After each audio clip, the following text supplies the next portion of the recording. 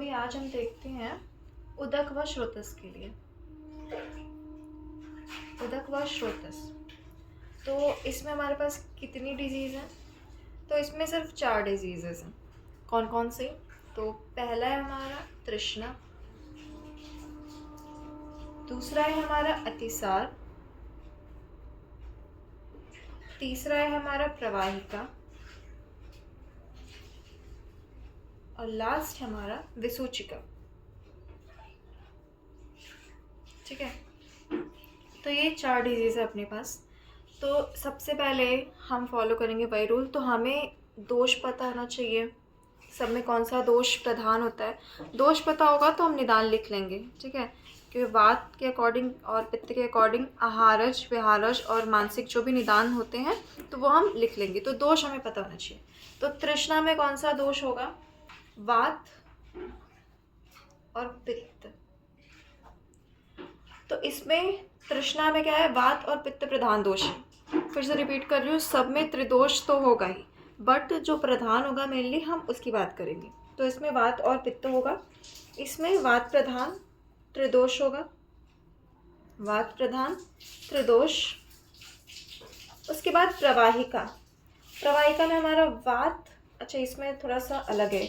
प्रवाहिका में वात और साम कफ दोष है। ठीक है, साम मतलब कि स आम कफ दोष। और लास्ट विसूचिका में हमारा त्रिदोष।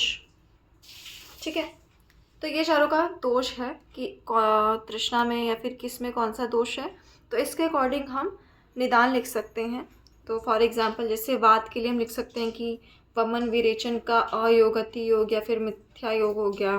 वेग संधारण लिख सकते हैं, विरुद्ध आहार लिख सकते हैं। ये नॉर्मल निदान हो सकते हैं। ठीक है, पित्त के लिए हम निदान कैसे लिख सकते हैं?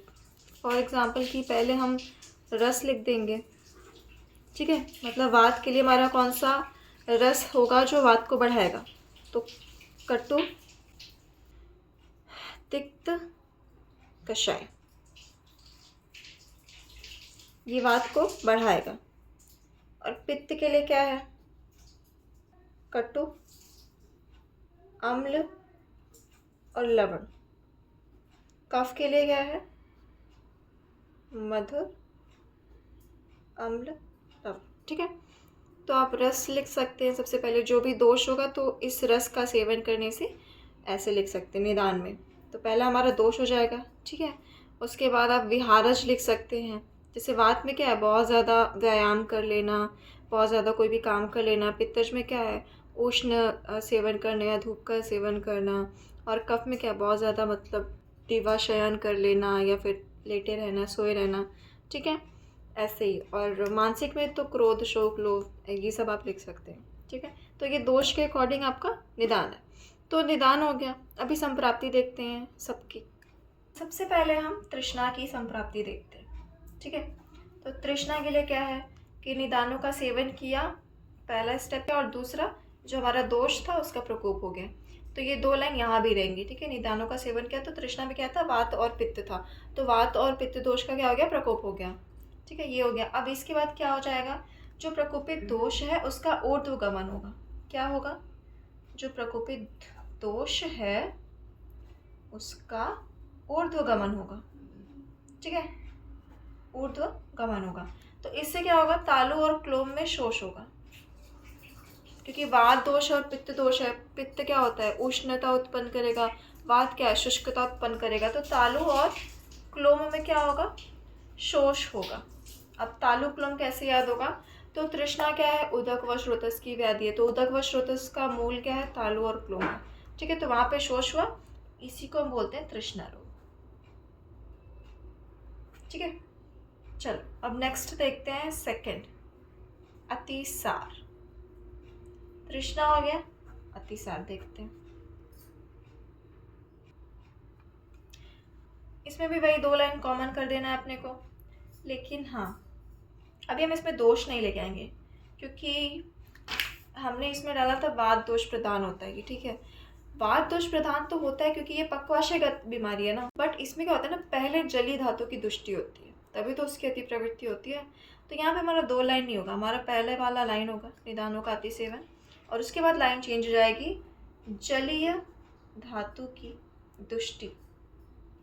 ठीक है, अब जलीय धातु की दुष्टि हो गई, तो सबसे ज़्यादा जब जल की दुष्टि होती है तो फिर सबसे पहला काम क्या होता है, अग्निमांद हो जाती है।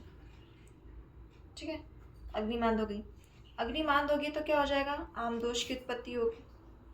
ठीक है, ये मैं सीक्वेंस बता रही हूँ, एकदम इजी वाला सीक्वेंस है कि सबसे पहले निदान का सेवन किए थे तो जलीय धातु की दुष्टि हुई, उससे क्या हो गया, अग्निमंद हो गई, अग्निमंद होती है तो आम दोष की उत्पत्ति होती है। ठीक है, अब ये जो आम दोष है वो क्या करेगा, आंत्र में शोभ कर देगा, इंटेस्टाइन में।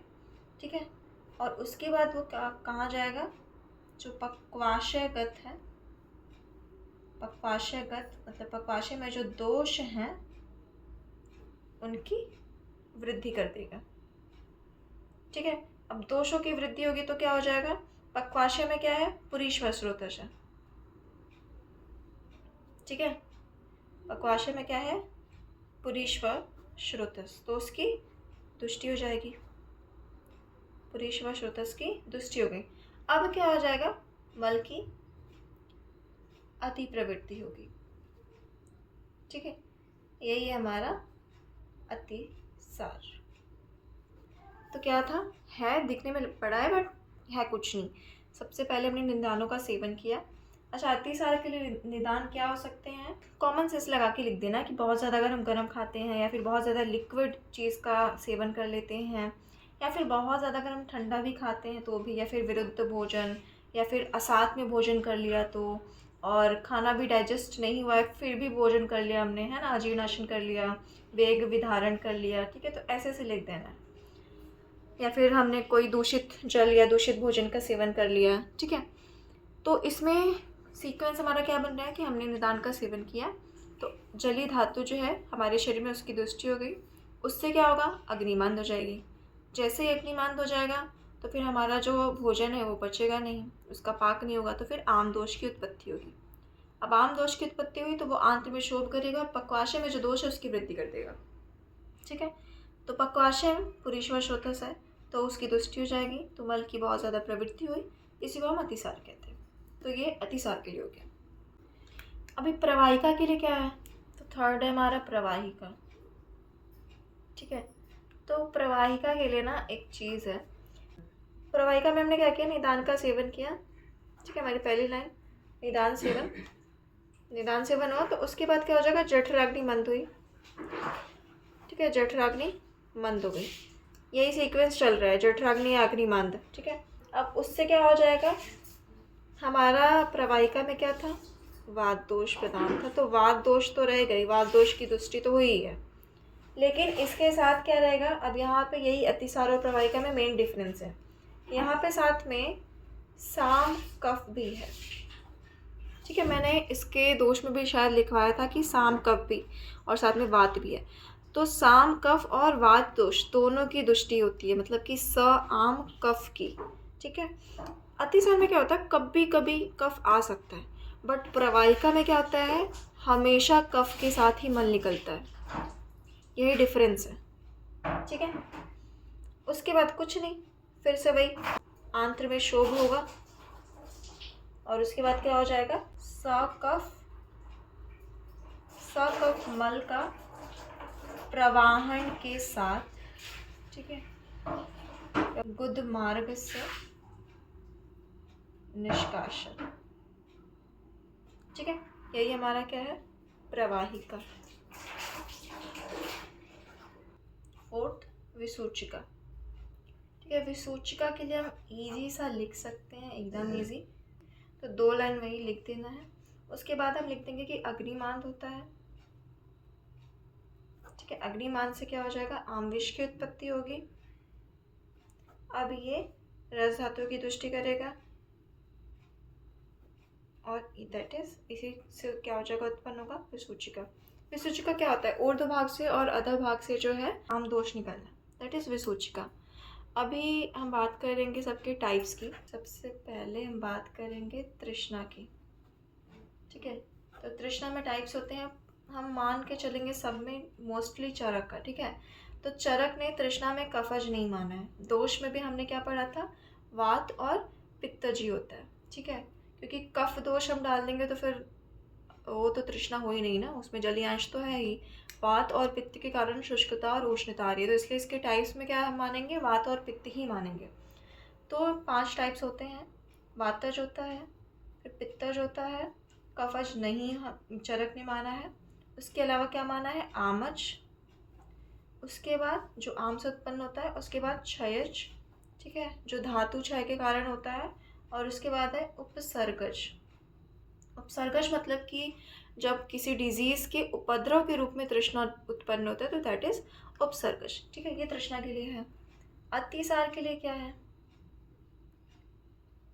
अतिसार, अतिसार के लिए भी इजी है, 6 टाइप्स हैं इसके। तो इसमें क्या है, वातज, पित्तज, कफज और सन्निपातज, ये 4 हो गए, और इसके अलावा 2 और हैं, एक है भयज, भय से जो होता है, और एक है शोकज, ठीक है, चिंता वाला। ये हो गए 6। उसके अलावा प्रवाहिका, ठीक है, प्रवाहिका में क्या होता है कि इसमें बहुत इजी है, 4 होते हैं सिर्फ प्रवाहिका में, वातज, पित्तज, कफज यानी कि श्लेष्मिक, और एक होता है रक्तज, ठीक है, और लास्ट हमारा आता है विसूचिका। विसूचिका इसमें कुछ नहीं है, 3 है, वातज, पित्तज, कफज, ठीक है। अब एक चीज़ और है कि जो हमारा विसूचिका होता है ना, इसी को कालातिसार बोला गया है, ठीक है। किसने बोला है, तो आचार्य गणनाथ सेन ने बोला है, ये चीज़ थोड़ी इम्पॉर्टेंट है, ठीक है। और बाकी अतिसार प्रवाहिका में क्या डिफरेंस है, तो मैंने दोष में भी पढ़ाया था कि जो अतिसार है उसमें तो होता है, वात दोष होता है, बट जो हमारा प्रवाहिका है उसमें स कफ मल की प्रवृत्ति होती है, बट अतिसार में क्या होता है, इसमें कफ ज़रूरी नहीं, कभी कभी आ सकता है बट कफ हमेशा नहीं आता, बट प्रवाहिका में हमेशा स कफ मल की प्रवृत्ति ही होगी, ठीक है, तो ये डिफरेंस है।